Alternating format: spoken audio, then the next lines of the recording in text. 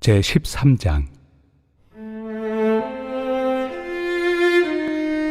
내가 사람의 방언과 천사의 말을 할지라도 사랑이 없으면 소리나는 구리와 울리는 꽹과리가 되고, 내가 예언하는 능력이 있어 모든 비밀과 모든 지식을 알고 또 산을 옮길 만한 모든 믿음이 있을지라도 사랑이 없으면 내가 아무것도 아니요, 내가 내게 있는 모든 것으로 구제하고 또 내 몸을 불사르게 내줄지라도 사랑이 없으면 내게 아무 유익이 없느니라. 사랑은 오래 참고, 사랑은 온유하며 시기하지 아니하며, 사랑은 자랑하지 아니하며 교만하지 아니하며 무례히 행하지 아니하며 자기의 유익을 구하지 아니하며 성내지 아니하며 악한 것을 생각하지 아니하며 불의를 기뻐하지 아니하며 진리와 함께 기뻐하고 모든 것을 참으며 모든 것을 믿으며 모든 것을 바라며 모든 것을 견디느니라. 사랑은 언제까지나 떨어지지 아니하되 예언도 패하고 방언도 그치고 지식도 패하리라. 우리는 부분적으로 알고 부분적으로 예언하니 온전한 것이 올 때에는 부분적으로 하던 것이 패하리라. 내가 어렸을 때에는 말하는 것이 어린아이와 같고 깨닫는 것이 어린아이와 같고 생각하는 것이 어린아이와 같다가 장성한 사람이 되어서는 어린아이의 일을 버렸노라. 우리가 지금은 거울로 보는 것 같이 희미하나 그때는 얼굴과 얼굴을 대하여 볼 것이요, 지금은 내가 부분적으로 아나 그때는 주께서 나를 아신 것 같이 내가 온전히 알리라. 그런즉 믿음, 소망, 사랑, 이 세 가지는 항상 있을 것인데 그 중에 제일은 사랑이라. 오늘 고린도전서 13장 말씀 함께 나누도록 하겠습니다. 고린도 교회는 바울의 2차 전도 여행 때 세워진 교회입니다. 로마의 문화와 헬라의 문화가 만나는 곳이었고 상업과 무역이 활발히 발달한 곳이었습니다. 그와 동시에 우상 숭배와 향락도 발달하였었는데요. 이곳에 교회가 세워지는 것이 결코 쉽지 아니하였는데 하나님께서 영적인 은사들을 부어주셔서 교회가 탄생하게 되어졌습니다. 하지만 안타깝게도 이런 은사를 받은 고린도 교회는 분열과 분쟁과 시기가 끊임없이 발생하였습니다. 이것에 대한 해답으로 바울은 고린도전서를 기록하고 있는데 그 해답은 바로 십자가입니다. 십자가는 자기 중심성에서 그리스도 중심성으로 바뀌어지는 곳입니다. 선과 악의 기준이, 결정과 판단의 기준이 자기 중심이었다면 이제 모든 선택과 판단 그리고 선과 악의 기준, 그 모든 것이 그리스도 중심적으로, 성경 중심적으로 바뀌어져야만 교회의 분열과 분쟁과 시기가 사라지게 된다는 것입니다. 구체적인 예들을 들어가며 바울은 성경적인 그리스도 중심적인 해답들을 제시하고 있는데요. 그 모든 것들이 인간의 속성은 좌로나 우로나 치우치는 속성을 갖고 있는데 복음은 바로 이 성경적인 해답은 완전히 새로운 것, 인간의 이성의 한계를 뛰어넘는 완전히 새로운 해답들을 하나님은 우리에게 제시하고 있음을 보여주고 있습니다. 그 중에 고린도 교회의 가장 큰 문제는 은사에 대한 문제였습니다. 그래서 고린도 전서의 내용 중에 가장 그 마지막에 문제로 이 은사를 언급을 하고 있고요. 이 은사들 중에서도 특별히 방언의 은사가 고린도 교회의 가장 큰 문제가 되고 있었습니다. 그래서 14장에 가게 되면 이 방언의 은사를 집중적으로 이야기를 하고 있습니다. 이 은사로 인해서 고린도 교회는 심한 분열이 일어났습니다. 은사를 가진 자들이 은사의 더 좋은 것 그리고 덜 좋은 것, 차등을 매기게 되어지고 은사를 받지 못하는 사람들을 멸시하고 또 더 강한 은사를 받기 위하여 경쟁하는, 그리고 이것이 자신들의 교만함으로 자리하게 되어져서 사단이 그 교만함을 틈타 교회를 심각하게 분열시키고 있었습니다. 그래서 은사에 대하여 명확하게 바울이 정리를 해주고 있죠. 은사는 하나님의 무조건적인 선물입니다. 내가 힘쓰고 애써서 얻어내는 것이 아니고 전적으로 하나님이 주신 선물이라는 것이죠. 방언 외의 모든 은사들은 교회의 덕을 세우기 위하여 필요한 것들입니다. 그래서 하나님이 주신 그 은사는 교회의 덕을 세우기 위하여 활용되어져야 하는 것이죠. 반대로 이 은사를 가지고 개인의 유익을 구하거나 혹은 돈벌이로 사용한다면 그것은 곧 사단적 행위가 되어짐을 이야기하고 있습니다.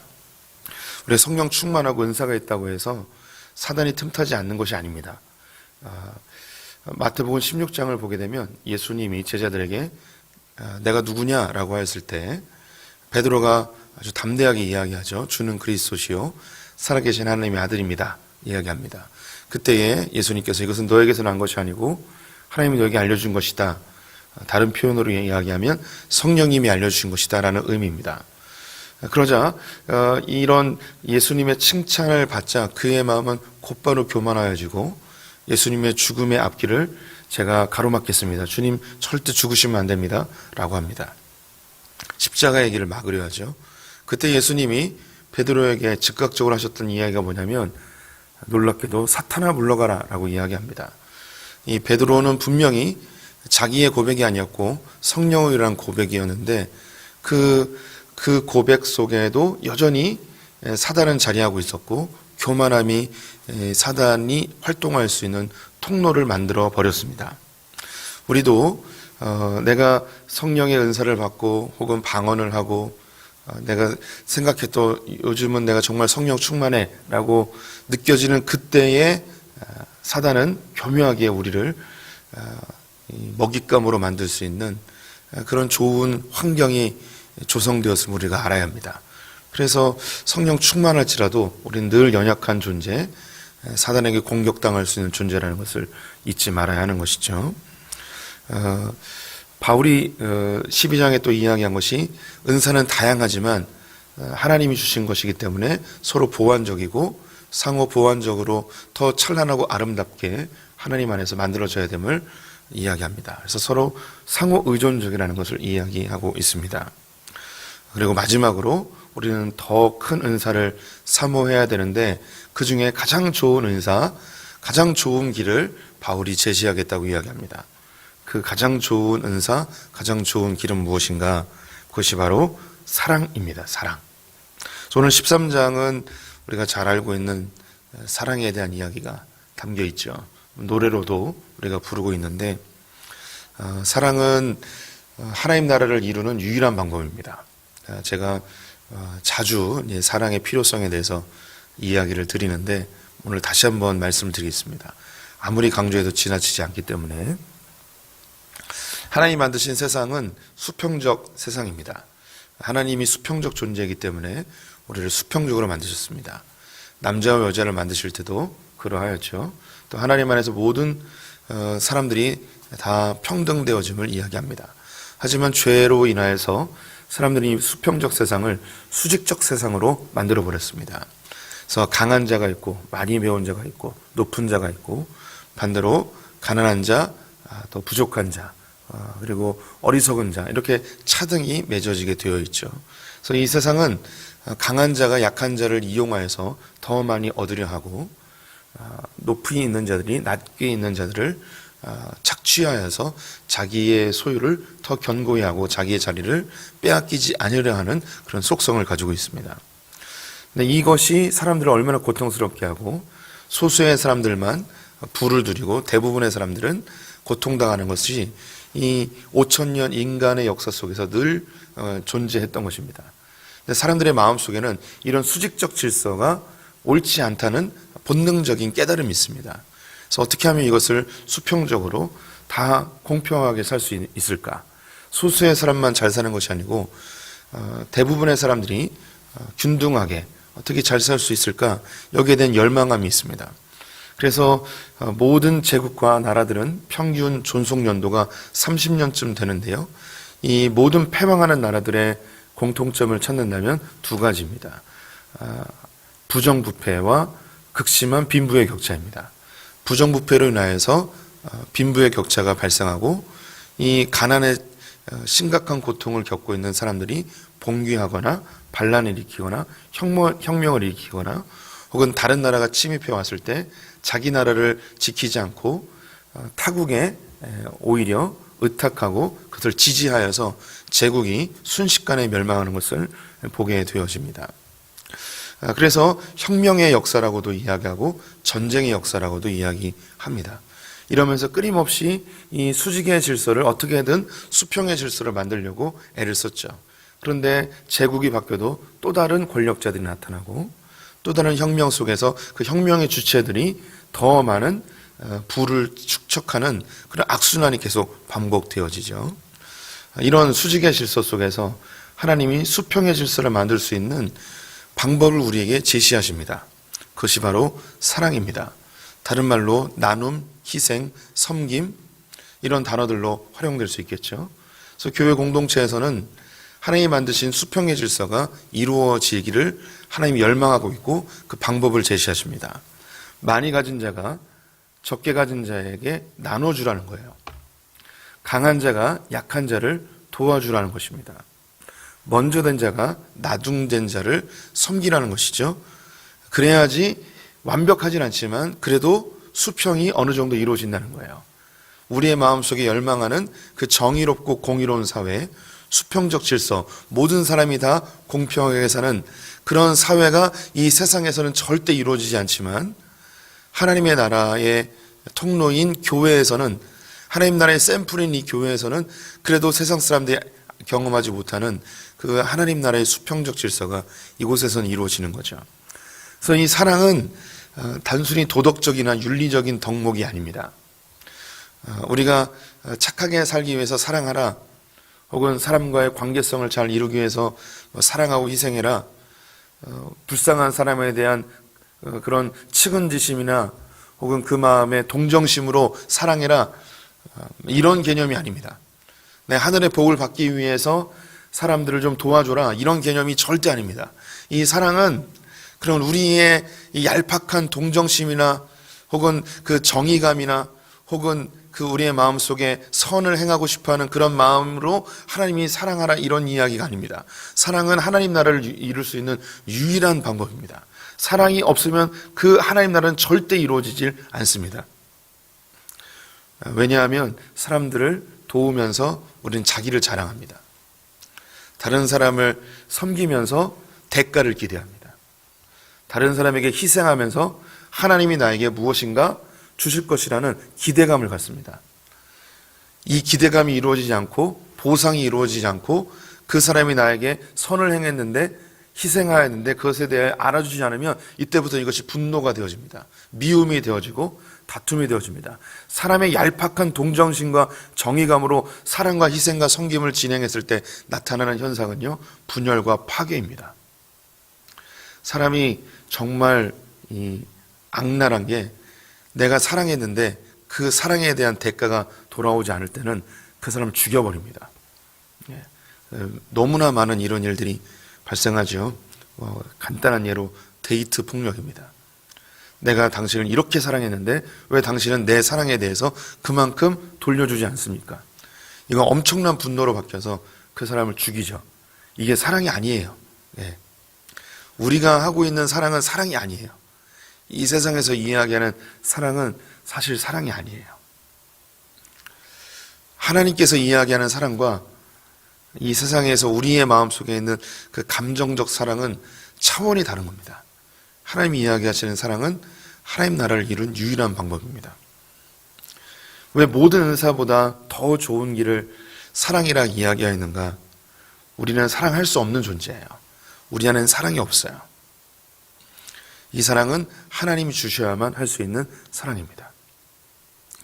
사랑을 하나님의 사랑 아가페라도 이야기하고, 남녀 간의 사랑 에로스도 이야기하고, 형제 간의 사랑, 또 이 부모 자식 간의 사랑, 이런 것을 이야기합니다. 이걸 굳이 구분할 필요가 없습니다. 하나님 안에서의 이 사랑은 부부 관계, 남녀 관계, 자녀와의 관계, 형제 그리고 지체들의 관계 모두가 다 포함이 되어집니다. 하나님 안에서 이 수평적 사랑, 부부 관계에도 반드시 필요합니다. 우리 성도님들도 부부 관계 속에서 얼마나 사랑합니까? 근데 신기한 게, 나는 사랑했는데, 이만큼 사랑했는데 그 사랑이 나에게 돌아오지 않을 때 배우자가 미워요. 배우자를 죽여버리고 싶어요.